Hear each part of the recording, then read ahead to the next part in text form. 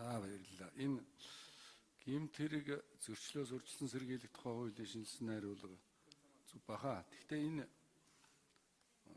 бид ч одоо энэ гэмт хэрэг хэв журмын зөрчил нь өсөөл ер нь биенийхээ аминд төрсэн автослоос болоод л ингээл болон бусад энэ хүн амын хэрэг энэ ингээд тооцоод өсөх юм бол дайн болсон орноос л их байгаад байгаа юм шүү дээ. Инхийн ардчилсан ийм л орон гэдэг. Энэ бол үнэхээр хэрэг сэтэрсэн үе. Тэгэхээр энэ дээр бол урьдчилан сэргийлэх асуудал их чухал байгаа маа. Гэхдээ гэмт хэргийн урьдчилан сэргийлэхийн тулд хамгийн гол их үүсвэр нь яг юу вэ? Судалгаагаар яг юунаас болж энэ гэмт хэрэг ингэж өсөд байна. Миний бодоход бол тэр арх дарсныг хийсэг мөртлөөс яагаад хүн ер нь арх угаад байгаа? Яагаад гэвэл гэр орны ажил төрөл байхгүй. Тэгэхээр энэ судалгаан дээр үзэхэд урьдчилан сэргийлэх асуудлыг соён гэрүүлэх чухалч гэсэн энэ ард түмнийгаа ажилтай орлоготой болох асуудал чинь гэмт хэрэгээс урьдчилан сэргийлэх хамгийн чухал биш юм уу? Ер нь хамгийн чухал нь юу гэж үзэж байгаа? Одоо энэ алан хятах ажиллагаа садар самууны одоо нэвтрүүлэг энэ бол хэрэг сэтэрсэн байгаа шүү. Дээр нь энэ сошиал медиагээр болж одоо биенийг ингэж үзэн ядталд доромжилж бүр үзэн ядаж 3 сая монгол хүн бол биенийг үзэн ядах нь байтугай биенийхээ өөдөөс муухай харах ёсгүй юм байгаа шүү дээ. 3 сая болох нь шүү дээ бид чинь.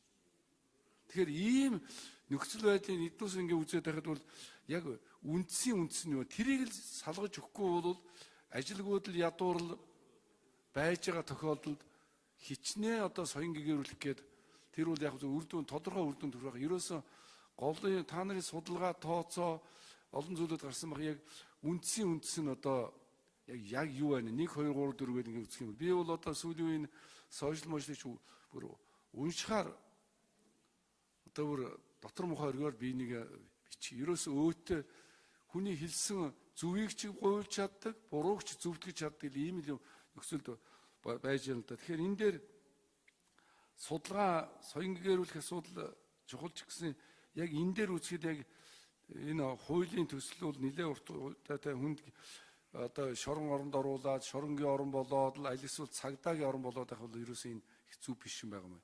Яавал тайван сайхан амьдралтай сайхан орон болох вэ? Тэгжиж л гэмт хэрэг одоо буурах уу? Тэрнээс биш ерөөсөө шоронгийн тоо төдөр нэмэгдлээ. Аль эсвэл ерөөсөн бид цагдаагүй ерөөсөн болохон байлаа. Тэр гэсэн юмнууд их яриад байгаа юм да. Аргаан барагдал тэгж юм л да. Тэгэхээр энийг энэ чиглэлээр яаж юм? Нөгөө талаас нь ард иргэдийн идэвхтэй оролцоо энэ гудамж хуучин бол хөршийн холбоо молоо гэдэг хуучин шиг явах та одоо энэ дэлхийн бусад улс орнуудын хөршийн холбоо энэ төргээд тэдний хүүхэд тийм хүүхэд ингэж ингэнэ. Энэ залуу бол энд ажилтай ажилгүй. Энэ гудамд бол иймэрхүү юм гардаг ингээд биеиндээ харилцан туслах юм үйл ажиллагаа аль зэрэг явагдаж байна. Тэгэхээр энийг бид их цаадлын үндсийн суурьаас нь ингэж харж үзэхгүй бол болохгүй юм шиг харагдаж байгаа. Яг энүүгээр ямар хөө судалгаанууд гарсан, ямар тооцоо гарсан бэ? Энэ дээр одоо ажиллахад одоо 1 2 3 дугаар гэх юм бол хамгийн түрүүнд ямар асуудал байна гэж асуумаар баярлалаа. За Мямц гүтгэж шүү хариулъя.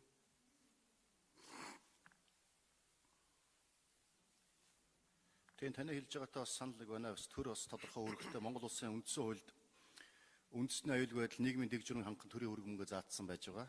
За үндсэн хуулийн одоо 19-р зүйл нэгтгэс төрөөс хүний эрх чөлөөг хангах үс эдийн засаг нийгэм хууль зүйн болон бусад баталгааг бүрдүүлэх хүний эрх чөлөөг зөрчилдөд тэмцэх хөндөгдсөн эрхийг сэргээ илрүүлэх үүргийг иргэнийхээ өмнө хүлээн гэсэн байж байгаа. Тэгэхээр одоо үндсэндээ төр бол үндсэн хууль заасан энэ үндсэн үүргээ биелүүлэхийн төлөө бол байнга л одоо ажиллаж байгаа. Гэтэл ингээд ажиллаад байхад яагаад энэ одоо гараад байгаа гэмт хэрэг зөрчил буурахгүй байна? Яагаад нэмэгдээд байна? Энийг одоо бууруулахын тулд юунд яаж илүү анхаарах ёстой гэж таны санаа зовж байгаа зөв үү? Өнөөдөр үндсэндээ бол гэмт хэрэг зөрчлийн үндсэн шалтгаан бол ажилгүйд л ядуурл байгаа.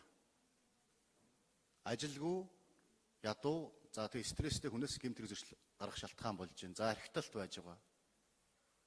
За энэ хүн амын бас хэд төвлөрөл байж байгаа. За дээрэс нь иргэдийн маань хамгийн гол асуудал бол эрх зүйн боловсрал. Эрх зүйн боловсрал. Эдгээр зүйлүүд бид зайлшгүй илүү анхаарах хэрэгтэй байна. Одоо бид нар чинь хүүхэд байхдаа одоо юу гэдэг усанд юм тусааж болохгүй, нус тэрэ хийж болохгүй гэдэг одоо юу гэдэг ахмад дээдсээ хүндэлгээд одоо тийм үү. Автобусанд жирэмсэн настай эхчүүд суудал тавьгаад одоо хинч хилдэггүй мэддэг л ийм л зүйлүүд байдаг байсан.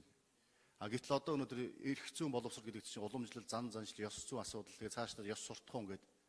Энэ бие биенээ хүндэлдэггүй, дээдлдэггүй одоо юу гэдэг энэ эрх зүйн боловсралгүй байдал маань бусдын эрхийг зөрчих, а нөгөө талаасаа эрх зүйн боловсрол хүмүүс нь өөрсдийнхөө эрхийг хамгаалж чадахгүй, а бусдад одоо гэмт хэргийн золиостой хохирогч болох ийм асуудал байгаад байна.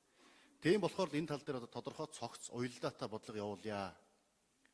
Энэ тал дээр төрийн болон төрийн бусаа бол олон нийт ард иргэдийн оролцоотойгоор хамтарч одоо энэ тулгымцсан асуудлыг шийдвэрлэе. Энэ гэмт хэрэг гарч байгаа шалтгаан нөхцөл байдлыг бас худалж, шинжлэх ухааны үндэслэгээ тоо баримтыг гаргадаг, төндийн дүн шинжилгээ хийдэг. Энэ ажлыг бас хийж хэрэгжүүлье. Ингэхдээ ерөөс хамгийн гол нь одоо урьдчилан сэргийлэх ажлыг яаж одоо тэргүүлэх чиглэл болгоё гэдэг үүднээс одоо энэ ажлыг хуулийн хэсгийг санаачилж байгаа юм аа. Энэ дээр одоо манай гэмт хэрэгс урьдчилан сэргийлэх зөвлөл, за цагдаа ерөнхий газрын гэмт хэрэгс урьдчилан сэргийлэх хэлтэс тодорхой ажлыг зохион байгуулж байгаа. Тэр өсвөр сэргийлэгчдийн бүлгэн, за мөн одоо хөршийн холбоо, тэр иргэн цагдаа гэдэг одоо олон ажлууд хийж хэрэгжүүлж байгаа, үр дүн өгч байгаа. Хамгийн сүүлд ихтэй ан фрэнд үйл ажиллагаа бас зохион байгуулсан бас тодорхой үр дүнтэй сошиал орчин гэхэд. Энэ тал дээр бас манай холбогдох хүмүүс Баторч прокурор та статус баримттай холбоотой за гэмт хэрэгс урьдчилан сэргийлэх зөвлөл, урьдчилан сэргийлэх хэлцэх бас тодорхой мэдээлэл хэлэхгүй юу. Сайн дээр дарга. За сайн дээр дарга. За ажлын хэсэг нэмж хариулъя. 81-р микрофон. За гишүүний асуулт нэмээд хариулъя. Ер нь мэдээж бас үндсэн шалтгаануудыг сая хууль санаачлагч гишүүн хэлжлээ. Бидэд бас энэ нийгмийн маш олон одоо юу гэдэг харилцаа хурцтай одоо өргөжж байгаа, хөгжиж байгаа энэ цаг үед энэ ажилтгуулын ядруулаас шалтгаалаас гарахаас нь гадна шинэ төрлийн гэмтэргүүд бас энэ техник технологийн асуудлаас болж гарч байгаа асуудлууд байна.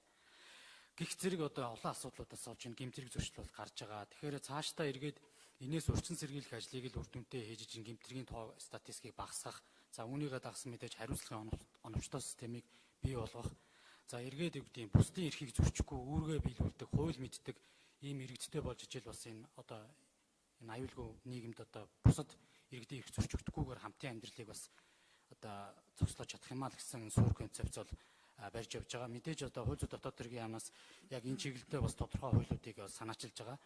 Түрүүн бас тогтсрон гишүү асууж ирсэн архитектурын сурталчилгатай тэмцэх энэ хуулийг бас шинжилсэн хариулгыг хийж байна. За мансууруулах хууль зэсэгт нөлөөт үзэн эргэлтний хяналт тавьж гэдэг юм уу. Тодорхой энэ бас ажлуудыг бас хийж байгаа. За мөн бас энэ хуультай бас уялдах бах. За гэмт хэрэг зөрчлөөс урьдчилан сэргийлэх одоо энэ бодлогын бичиг баримтыг бас засгийн газарт бас тун удахгүй хууль зүйн дотоод хэргийн яамнаас орж хилцүүлэх бах. Ер нь ингээд энэ бол талтлын оролцоотой зөвхөн энэ хууль сахиулах байгууллагын одоо ажил биш юм а гэдэг зүйлийг л одоо энэ урьдчилан сэргийлэх ажлын бас суур концепт байж явах хэрэгтэй юм а. Энэ бол ерөөсөө нийгмийн одоо бүх гишүүдийн оролцоо, эргээд энэ хууль хүчний байгууллага, хэвлэл мэдээллийн байгууллага, боловсролын байгууллага, энэ гэр бүлийн орчинтоос эхлээд энэ бүх сенсор нөхцлүүд дээр л одоо энэ тодорхой хэмжээний мэдлэг, арга зүйтэй байх, эргээд эндээсээ бас ухамсартай энэ байдлыг л одоо төлөвшүүлж чадсанараа бас энэ одоо нийгмийн үзэгдлээс, сүрэг үзэгдлээс сэргийлж чаднаа л гэсэн суур концепцийг өнөөхдөө хаанаа л барьж явж байгаа. Тэрвш тав гишүүнд 1 минут тодруулах хэмж өгье. Би энэ суурийн суурь үндсийн л асуугаад байгаа юм л да. Ажилгүйдэл ядуурл байж чухал. Гэхдээ хүний оршин тогтнох гол хүмүүжлийн чинь гол суурь нь бол хүүхэд насндаа л байгаа шүү. Тэгэхээр одоо энэ яг хүүхдийг ёс суртахууных нь үед түрүү Бямц гишүүн чиглэл ёс суртахуун, ёс зүйн үед яг хичээл зүйл дээр нь орохоос ахуулаад яг ийм төлөвлөгөө энэ төрд орж байгаа юу. Энэ бусад улс орн хөгжиж улс орнууд чинь хэдийгээр гэмт хэрэг багч гэсэн одоо энэ утас мутсыг чинь ажилуулахыг чинь бол маш хязгаарладаг боллоо шүү дээ. Одоо бол ингээд зүгээр жоохон хүүхдүүд л дуртай юмаа үзэж дуртай одоо юу энэ алан хядах үйл ажиллагаа, мансууруулах бойдос ингээд бүх юмыг үздэг болж энэ гихмичлэг энэ ерөөсөө суурийн эхэлж янзлахгүй бол дээрээс нь барилга барьдгуутай адилхан дээрээс нь баахан шорон орон янз янзын хариуцлага биш ерөөсөө яг хүүхдээс нь ахуулаад яг энэ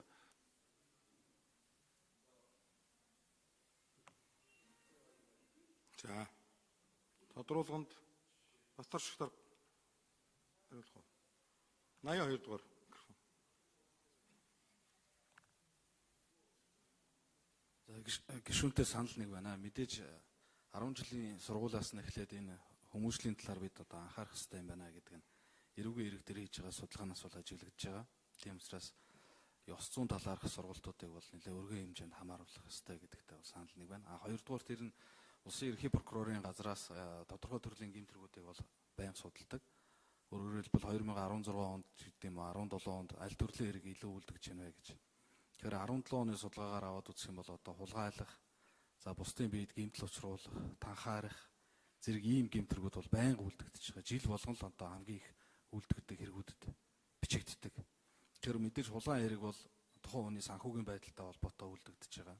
Танхаарах бол одоо стресстэй ч гэдэг юм уу тухайн үеийн нөхцөл байдалтай уялдуулж өөрийгөө илэрхийлж байгаа хэлбэр нь буруугаар гарч байгаатай уялдаж байгаа. За аваарын хэрэг гэх юм бол одоо улсын хэмжээний байгаа энэ иргэдийн маань бас эрх зүйн соёл ухамс 84 дугаар микрофон. За тодруулганд нэмж хариулъя. 1 минутанд хариулна. За гишүүний асуултанд нэмж хариулъя. Гэмт хэрэг зөрчил буюу гэмт явдал гэдэг маань өөрөө нийгмийн сөрөг үзэгдэл. Өөрөөр хэлбэл энгийнээр хэлэх юм бол энэ маань өөр нийгэмд хөвчин байгаа. Энэ хуулийн гол үзэл концепц маань энэ нийгэмд хөвчин юмгийг хэрхэн яаж онцлох вэ гэдгийг наривчлан тусгасан байгаа. 3 жил тутам энэ гэмт явдал түүний шалтгаан нөхцөлийг судлаад яг жоохон юунаас болоод байгаа юм. Төр засаг яг юун дээр анхаарлаа хандуулах ёстой юм бэ гэдгийг энэ хуулиар зохицуулаад дээрээс нь энэ тодорхой хэмжээний шалтгаан нөхцөлийг судалж тогтоосон үндсэн дээр төрөөс авч хэрэгжүүлж байгаа бодлого маань 3 жилийн дараа хэрхэн үр дүнд хүрч байгаа, төрөөс явуулж байгаа бодлого хэрэгжиж байгааг үе гэдгийг бас тодорхой хэмжээ хүндлэнгийн байгууллагаар үнэлүүлэх боломжийг хуульчилж өгч тусгаснаар онцлог. Мөн гэмт явдалтай тэмцэх төрийн бодлогыг хэрхэн яаж боловсруулахыг хуульчилж өгснөөр онцлог юм аа. Дундаж янсан гишүүн асуулт асууя.